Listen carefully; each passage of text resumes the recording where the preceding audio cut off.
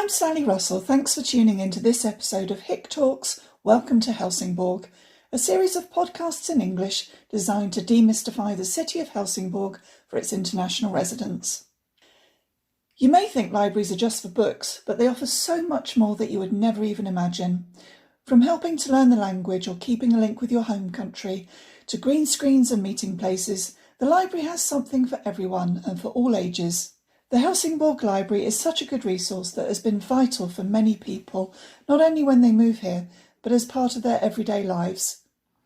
We spoke to, who we have affectionately named the Library Ladies, to find out more about what Helsingborg City Library has to offer.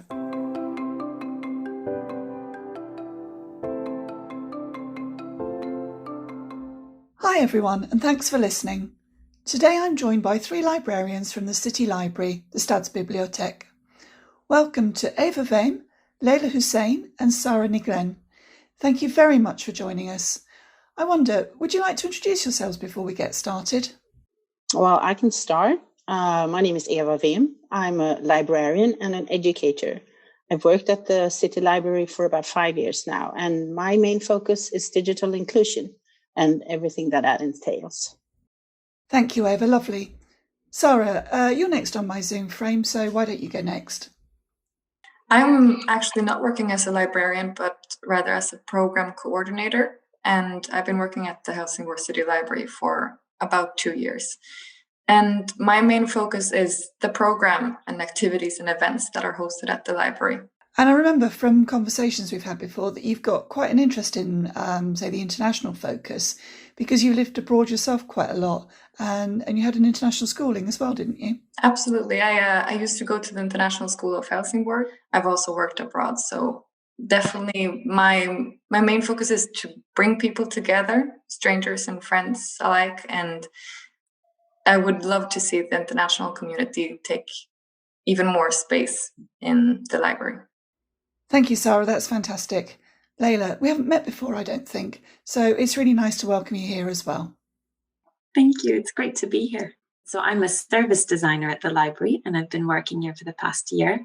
And my role is to understand the needs for the future library and gather different perspectives on what the future library could be. Thank you, Layla. As you know, we want to help international people in Helsingborg to learn more about their city, so it seemed like an obvious choice to invite you to talk about the library today.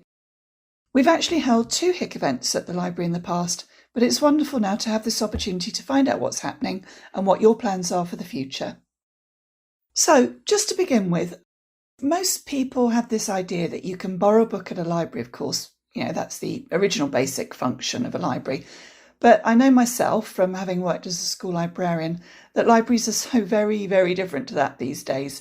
So perhaps you could tell us what kind of facilities are there in the Helsingborg City Library? It is really true that you can borrow books, but the library has actually 4 pillars or 4 legs that we stand on, and they are freedom of opinion and expression and free access to information.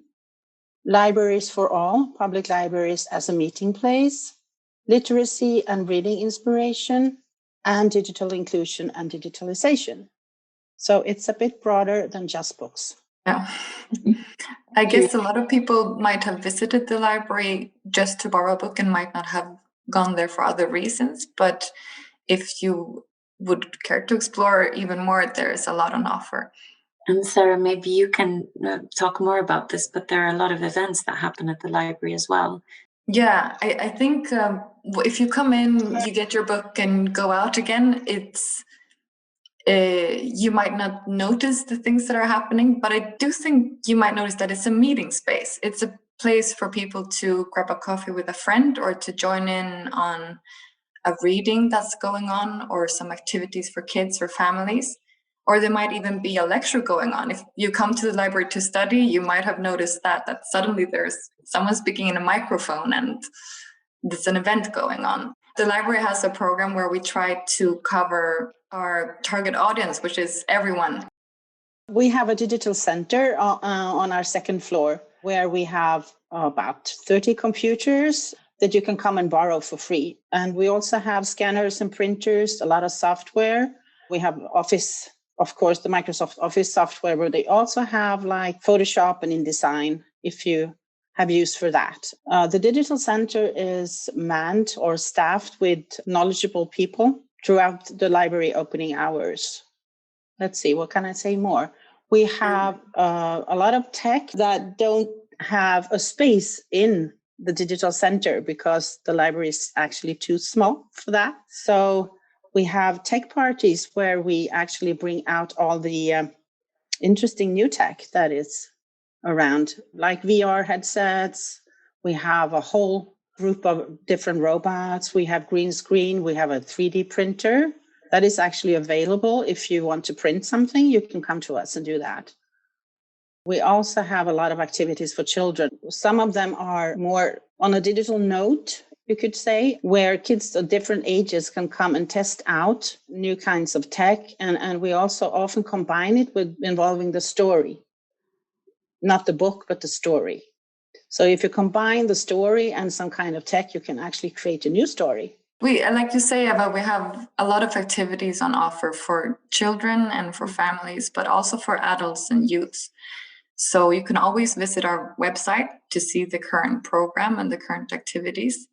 And some people might be interested, like, are they offered in English? And normally they're offered in Swedish, and I can see how that would be an obstacle to someone who doesn't speak Swedish. But I also know that in the children's activities, it's so much about learning by doing and trying a new tech out. And the librarians are knowledgeable in English. So I know for a fact that a lot of English-speaking kids have joined in those activities previously. And the website is also great for finding digital resources, such as Press Reader. Do you want to mention something about that, Eva? Well, Press Reader is actually an app that you can download to your phone or your tablet. And then you get free access to magazines and newspapers in, I think, more than 70 different languages. So you just come in, you download the app, you come to the library and you open the app. And then the app is a hotspot for, I think, 3 to 5 days. And you can download whatever you want. We also have the app Biblio, where you can read or listen to books. And they are also for free. The only thing you need is a library card. The library can also, apart from the program and the things that you can do there, it's also a place to go without any requirements on being there, like a place that you can just go and, meet others spontaneously or just come out of the bubble that you might be in otherwise to work or study or just be there, whether or not you have a card. And if you have a library card, you can access certain libraries even after hours. So whenever it's convenient for you. Yeah, it's really cool. You basically log into the library by accessing the otherwise locked doors when there's no staff around. Not all libraries have this on offer, though, so do ask us if that's interesting to you. With concerns to our program, a lot of the events that are on offer are actually coming from initiatives from different organizations in the city. For example, Helsingborg International Connections, you talked to us about having your Tuesday coffee mornings at our library. And that is one of the examples where we just talk, come up with a date, we book a room or some tables, and you're able to host your event at the library as long as it's open to everyone to join. And we also have meeting rooms that you can rent for a smaller fee if you want to have a closed group. But something that is really important is that the library is open for everyone. We don't ask any questions. We don't ask you for anything. You just come and you just be, and you do whatever you'd like to do. And that's what makes libraries so amazing. I don't know if there are that many other public spaces where you can come and nobody will question why you're there or that you've been there for 5 hours, not purchasing anything, not lending anything, or not using the service. You can really just come and sit on a couch and relax and enjoy the atmosphere and the meeting space without participating if you don't want to. It's very free of demands in that way. I think libraries are very special facilities, and I think they go hand in hand with this sort of democratic approach that you see in Sweden, that everyone should be able to learn and continue to learn throughout their lives. And I do think libraries hold a very special place at the heart of the community. And for me, I can't imagine a town or a city without a library. It would be a poorer place without one, that's for sure. Yeah, I agree. Oh, yes, I totally agree. And maybe it's worth mentioning that everything we have to offer is free of charge. Yes. Yes. Yeah, it might be that external program activities or events that are hosted by someone not from the library, they could cost a small fee because it's up to that organizer, but it's very seldom that anything costs anything at the library. If you lose your library card, though, you need to pay 15 krona for a new one. But that's a small fee. Yeah, or if you want to print something, that will cost you like 2 kroners per page or something like that. Yeah. Yeah. And the printing and scanning and so on, I think is such an important part of the library, because if you would have a society where the expectation would be that everybody has a printer at home, everybody has a scanner at home, that would be, not good for everybody's economy and not good for the environmental economy either. So that's one of the key things of the library, of shared resources, that we have the printer and we have the materials for it, and you can come in and lend it for a small fee, or if you're just scanning, you can use that for free, as well as the computers. And I think that's something maybe you want to mention, Layla, about the future library. We're hoping to see that shared resources thing expand even more. Absolutely. That's right. A really essential part of the future library is about shared resources. And right now it might be more focused on books and some of the tools that you mentioned, Sarah, but in the future it could be really anything, and we can have it as a platform to share from each other, so that we don't have to buy everything ourselves or to produce more things. We can just share those things and have the same opportunities as other people would. So it's also a question of democracy. Yeah. Especially if it's an item or tool that you only plan to use this once. It would make absolutely no sense to buy a printer for a one-time use. And we're hoping to see that extend to more services and more resources. Brilliant, thank you. I've just got one question, Eva, and that's if someone decides they want to try and learn how to use a 3D printer, or they want to use a green screen and they've never done it before, can they just come to the library and there'll be someone who can help them with that, or should they pre-book? Well, they can always contact us first. Come to the library and check with the staff at the digital center. We can show them the 3D printer and how it works. We also have software on our computers at the digital center. You can try and you can learn yourself. In the future, I guess there will be courses you can take. Also, when it comes to green screen, we have a place in the digital center where you actually just take the green fabric and you can set it up by yourself. If you have app on your phone, and you can just go to town on that if you want to, or we can do a bigger setting when we have a tech party or a digital Sunday or something like that. We just set it up for you, so you don't need your own tech for that. So just come and talk to us, and we'll see what we can do together. Because that's what Sarah mentioned before. We do things together. We try them out together. We know stuff, but we don't know everything. And you can bring so much to the table with your knowledge if you come to us and we share it. Lovely, thank you very much. And I know that you mentioned just now printers and scanners. That's actually one of the questions I see quite a lot on international forums locally, where people are asking, I need to get something printed, or I need to get some documents scanned. Where can I do that? So I know I always respond to the library. Thank you so much for giving us that overview. I think there's so much that can be accessed there.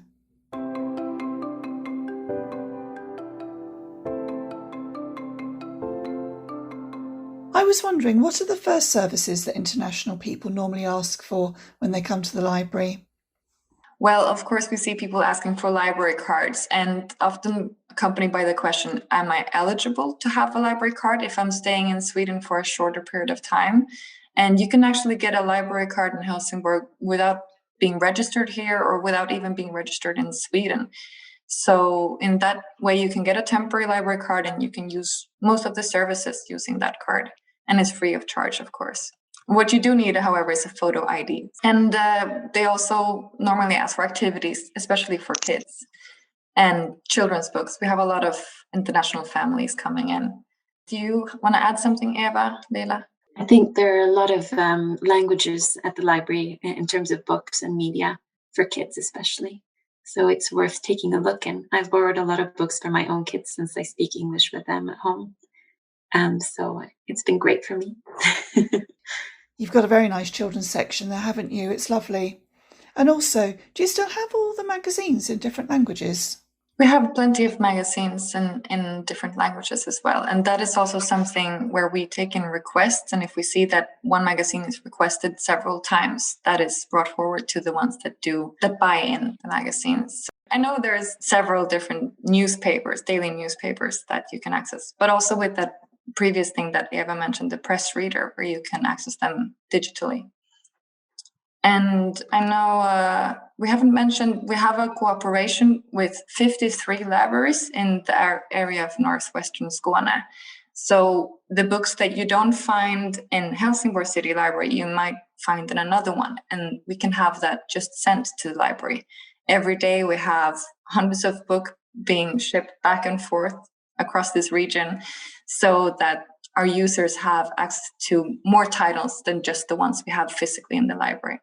And if it's not in any of those, then you also have the possibility of ordering it.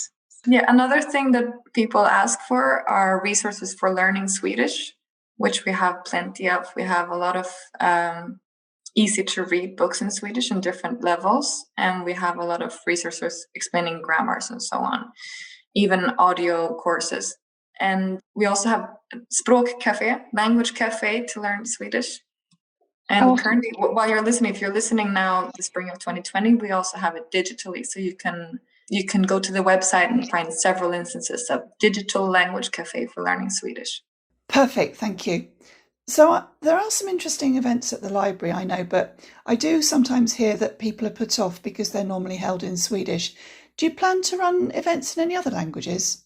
Well, we do adapt our program and the events on offer depending on the suggestions we receive from citizens. So I see this as a suggestion that we should have more international content, and I would very happily provide that in cooperation with the ones that are suggesting it. Maybe you know of a really interesting author that is currently hosting some author talks, or you know of a lecturer that you would really like to visit the library. You can bring that suggestion in for us, and we always take it under consideration.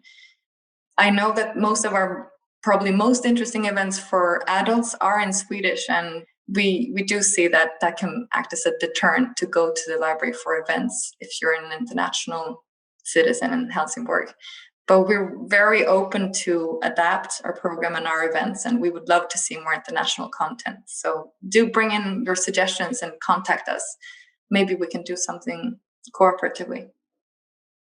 Thank you, Sara. And I know from when we've spoken before that you're very open to people's suggestions, people coming to you and offering new things. So it's exciting. Thank you.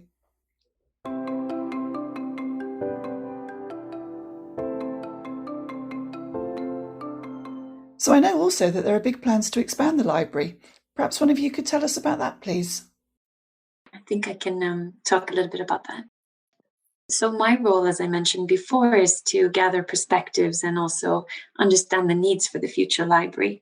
So I've been having a lot of conversations with different groups of people, just different people in Helsingborg and also beyond, to understand a little bit what should the future library be. And even though it's a building that's going to be built, it's more the concept that we're designing and thinking about for the future. It will apply to all the libraries that currently exist as well in Helsingborg. And so through those conversations, we've understood a little bit about the main functions that people wish for the future library.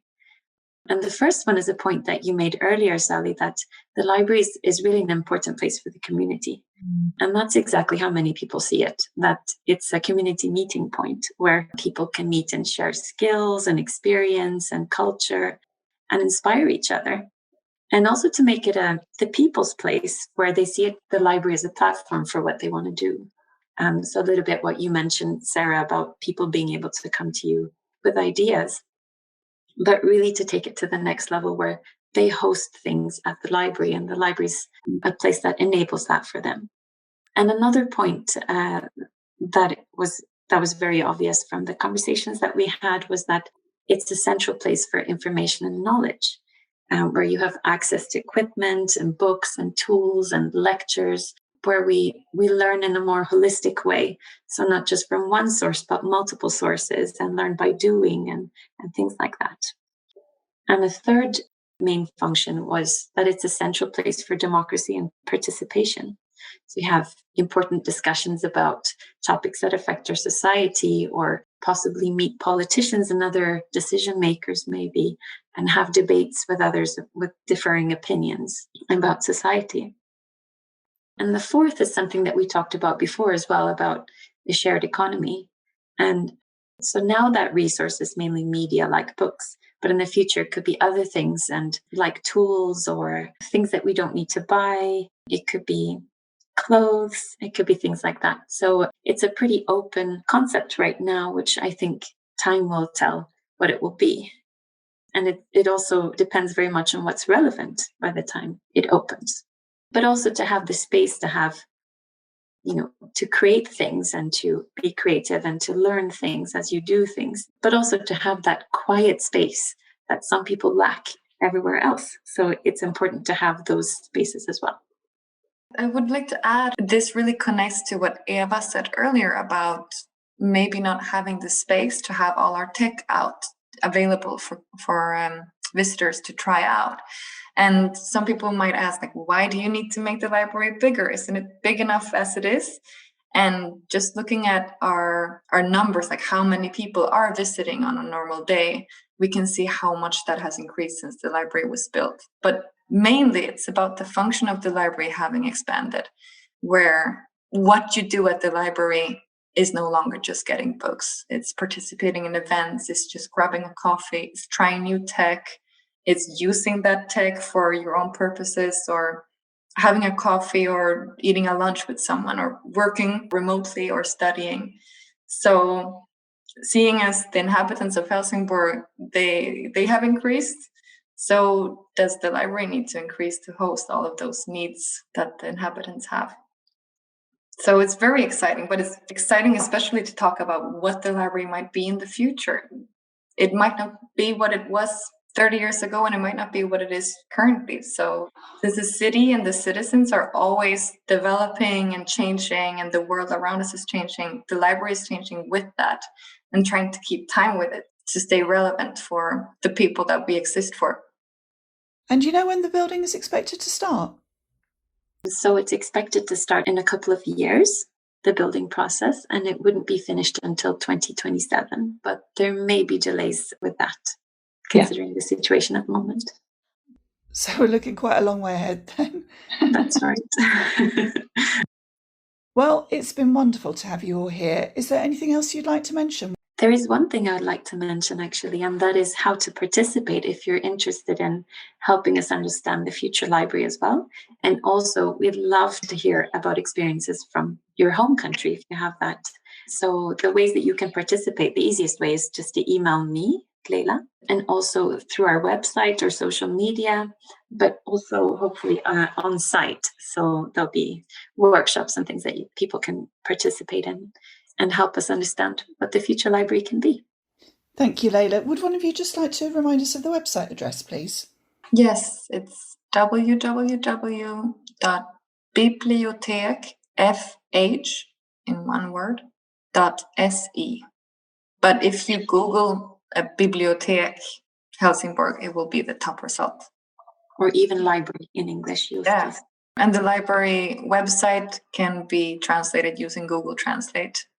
And our social media, you can find us on Facebook. We're called Helsingborgs Bibliotek. And you can find us on Instagram.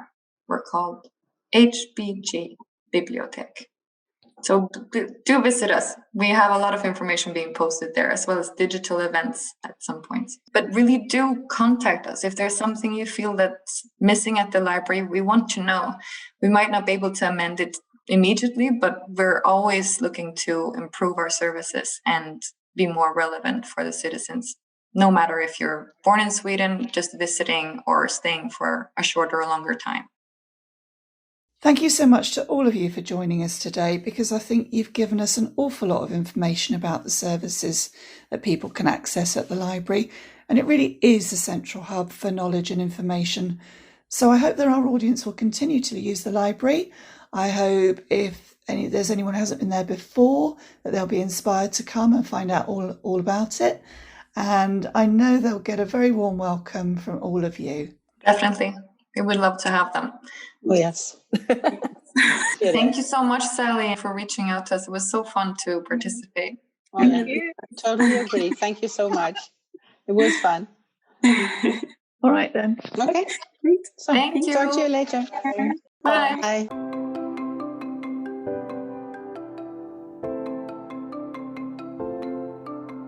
Thank you for listening. We hope you found this useful. As always, thank you to the Vision Fund for their support in making this possible.